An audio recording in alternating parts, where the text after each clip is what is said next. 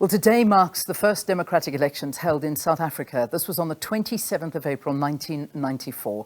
As the country commemorates this day, we reflect on how far the country has come. Now, this week also coincides with the passing of American civil rights leader and social justice activist Harry Belafonte, who died on Tuesday. Belafonte fought against the dismantling of apartheid and, using his artistry, also fought against poverty in Africa. Well, this morning we are joined in studio by veteran thespian Dr John Kani, who has immensely contributed to South Africa's freedom through his craft in the arts industry. Dr Kani happens to have crossed paths with the late Harry Belafonte many times and created a lasting friendship with the legendary human rights activist. And he's here in studio. Wow, what a pleasure to have you. It's always such a joy having you. Morning. Absolutely, indeed. Good morning. Good morning. So before we get into the talk of Harry Belafonte, which I know is going to consume a lot of our time, when you look back at those visuals, I saw you were looking very, very closely at those snaking lines and the day we went out to vote as South Africans in 1994 on this day. What was that like for you? I was 51 years old, meaning I've lived in the nightmare of my life for 51 years. Yeah. So I stood in the queue and I was going to put my X, and the media came and said, no, you want to take a picture of you from the BBC, all the people. So we're going to want to see you drop your ballot paper. I said, no, I'll just pretend, but I'm going back to the queue where I am. I came back and my kids were eating. I thought, we didn't bring food. They were sharing with the other white people who were behind us, who came with kids. So the other kids said, would you have a piece of break? And one of them was a Tandwa, was in that queue. I put my little ballot in, and it was a miracle. It's a miracle that's deep in your psyche, in your understanding, in your seeing the world. And since that day, I hold on to that memory. When things get bad, I hold on to that memory, that I, with my little pencil, is part of creating this miracle that is South Africa's democracy. Can we call it a miracle when you look around right now? And perhaps I am being a bit cynical, because we are a miracle and we will never, ever have that taken away from us. But when we look at where we're at right now, you know, obviously the path is a very rocky one, and we know that it is a rocky one still to go. And yet, when you did put that cross in pencil on that ballot paper, did you imagine that these years later, 29 years later, we would be sitting in a state like this? Well, look, one can't be a prophet or you see the future. We all had the greatest hopes and still hope. We never lose hope, because it's the little burning flame that keeps us in this in a sense of existing. Yes, a lot of things have happened. Yes, a lot of good things have happened. But we're now at a point in South Africa where we're approaching the next year, 2024 election. The narrative that's dominating the social media, the news, and just conversation is political campaigning. So you don't know whether it's more of a political bashing of the other party and the other party. And I just want to say to everybody, shut up. We've got 29 years to celebrate our democracy. We applaud ourselves. We are so good in self-bashing. I've just come back from America, and they are approaching also their primaries. Joe Biden has declared he will run again. We're the same age, incidentally. We'll both be 80 this year. Yeah, yes. So I could be president. Yeah, I was about to say, but you're not going to be running for president, No, are you? but the point is, they are celebrating the elections by celebrating America, American influence around the world. We do not actually aware or understand the impact of South Africa. I was in Ghana, in Accra, and all they talked about is South Africa. And all they prayed about, South Africa has to work. Yeah. It's the last hope for Africa. If it doesn't work, we will have no hope for this continent. And if it just could get that sense of understanding of who we are in the big picture without political campaigning. And I'm listening and I want to vote. But the point is, no one tells me what they're going to do. They tell me what the other one is not doing, what the other one is not doing. I'm listening to someone who says, this is what I'm going to do. When I am president, there will be no load shedding. Yeah. There will be no youth unemployment. There will be no gender-based violence against the beautiful people that brought us to this world, my mother and my daughter and my wife. There will be no, economic growth. It will grow. And no, nobody's telling me that. Everybody's telling me who's not doing what it's supposed to do, who's doing what is not supposed to do. But in the same time, I look back nearly 30 years ago, and I think we've traveled very far. But there are things that hurt me. There are things that I feel I don't understand. I truly do not understand. There are new words, new things that are going on. And the one that frightens us most is gender-based violence, femicide. Now you add corruption, you add confusion in the country. I know these men and women. I was there in that struggle. I know they are men of great integrity and they're great humanists. How does it happen? Suddenly, you're embroiled in some strange situation and you're the same friend of mine. And now you are deep in corruption. Yeah. What happens when you ask yourself, I made a vow, I will dedicate my life to the service of humanity, to the service of my people and my country.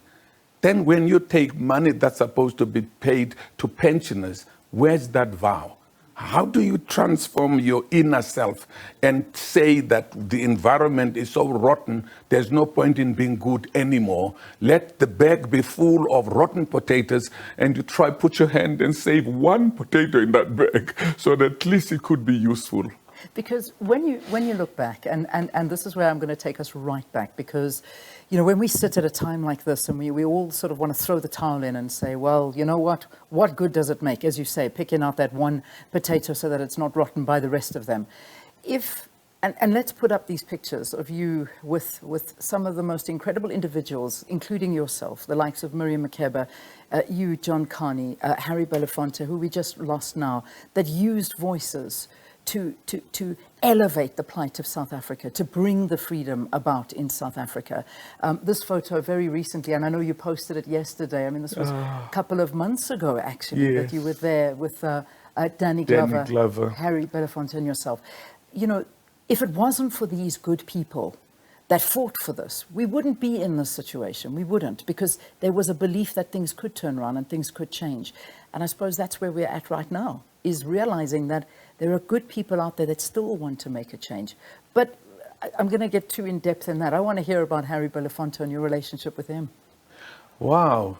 I was in New York about 18 months ago to the shared interest. I was honored there with the Voices of Freedom.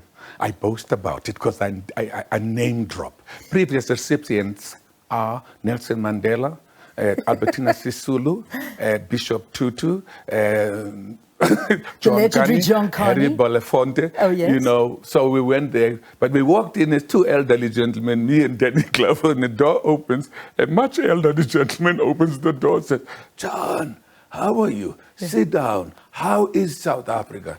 And this is the question that you always find difficult to answer when you meet your friends abroad, all over the world. The first question, how is South Africa? You think it's almost like, how's your family? Yeah. That's how they treat South Africa, is how's your family? And when you want to say not bad, you should not be saying not bad. Yeah. You should be saying good. Yeah. It's great. It's making progress. It's taking on the challenges that every other nation, every other country is facing. But we just fail ourselves. So I met Harry Belafonte this night, actually. The other picture, after we won the Tony Award. We didn't know actually what really the Tony Award means. We thought, well, it's fine. So we won it. So we went back to the theater, and suddenly there's a noise in the foyer, in the theater, in management, the directors, the producers are here, and there are these people that want to see us. And in comes Harry Belafonte, Sidney Poitier, his wife, Ossie Davis, and Ruby Dee, and Candice Berg, and you think, no. This is I'm impossible. dreaming. What is going on? What's going on? Who are these people? I remember one performance we started late because Sammy Davis was landing at the Pan Am building in a helicopter and they'd be driven fast because they wanted to see this place by these two South Africans about apartheid. Look at that, what a legendary photograph. I mean, that is something to revere, all standing, celebrating this amazing moment. But I mean, you've got to love that. But if we have a look at what Harry did, I mean, and also, you know, with Miriam Makeba as well, I mean, having relationships with Miriam Makeba, beautiful albums brought out together as well. Stories of Nelson Mandela. This is a beautiful photo as well with Harry Belafonte. He really did. I mean, he had such a powerful voice for freedom, not only of South Africa, but of Africa in general. And that's what makes Harry Belafonte stand out, was his concern for humanity. Not just in the United States of America or Africans in the diaspora, everywhere. Everywhere he was so passionate about freedom, about caring, about understanding, about respect of humanity. And all we talked about, he used to come via South Africa on his way to the Seychelles, Mauritius, because he had a love for the indigenous people and their rights of the small, of the islands. He would always say, John, I'm with Nadine, Kadima. Yeah. Are you coming for tea? I says, I'm driving. And he was very, very close to Nadine as well. Yeah. So we always met and discussed and talked about important things. He never missed a moment of saying something important while we were excited in meeting each other. He never got involved in cheap gossip of what's happening around, who's not doing what. He always wanted to know, what are we doing about the challenges that we have? What are we doing about this climate change? Is it concerned in South Africa? Are people talking about this? Are they realizing what's going on? What is happening to the youth? You know, and I mean, Miriam Makeba, I mean, Huma Sekela, Jonas Gwangwa, I mean, Letambuli, and Skypa Semenya, all these great South African music giants, they opened the ways for us. When we arrived, we were called the children of those elders. So it's incredible that today we pay tribute to Harry Belafonte, a giant, a cultural activist, a political activist, a brilliant singer, and a brilliant actor, which then gave us, the younger generation, I'm 80 younger then, was to understand that your art can be a weapon for change. Art is not just being famous because you're in Hollywood, you win Tony Awards, you win Oscars. Art also has a responsibility to reflect the truth, to reflect the society as it is, and to show the people what is it that they could learn from themselves to correct. And that's the role of the arts. And I've held on to that dream that was those people. Quincy Jones is one of them, meeting him at the United Nations, talking about the artists for the democracy of South Africa, artists against apartheid with Alfred Woodard. But my pride was when he came down, Harry Belafonte, to receive the National Order of the Companions of O.R. Tambo. Yeah. It's reserved only for heads of state who did incredible work in supporting South Africa in the struggle for liberation. It was given to him by President Mbeki. He stood there sort of thinking, I'm in South Africa, John. Amazing. I'm here. And receiving such a huge accolade. The highest order that, in my opinion, in all other orders, was to be the Companions of O.R. Tambo. So, John, as I let you go, and it's 8 o'clock, so I'm going to get into trouble. I know I'm going to get into trouble, but I'll take it for you very quickly. You really jog my sort of mind, and I'm trying to think in my head. You know, when somebody says to you, because I do that too, how are things? And you're like, I don't know, where do I begin? And then I start talking about South Africa and the problems that we've got.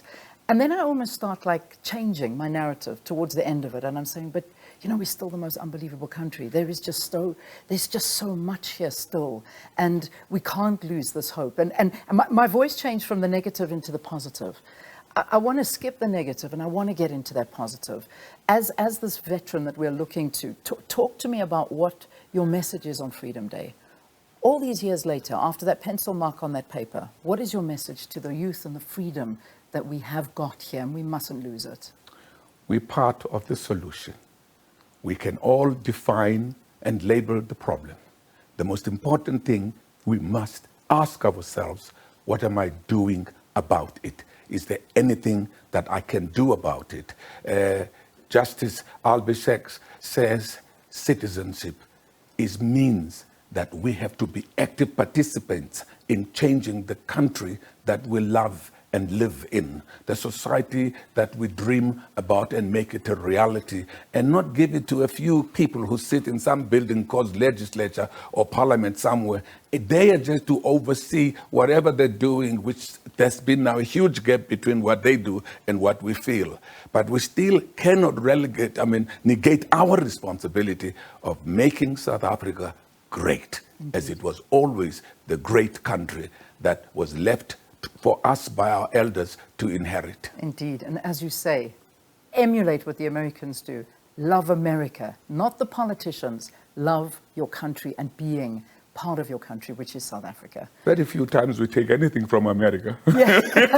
Let's try, just this once. Let's wave those flags and be proudly South African. We really need to. John Kani, I love speaking to you. I really do. Thank you for coming in. And thanks for speaking to us on this Freedom Day, and also remembering Harry Belafonte and all of the incredible stuff that he did from afar for this country.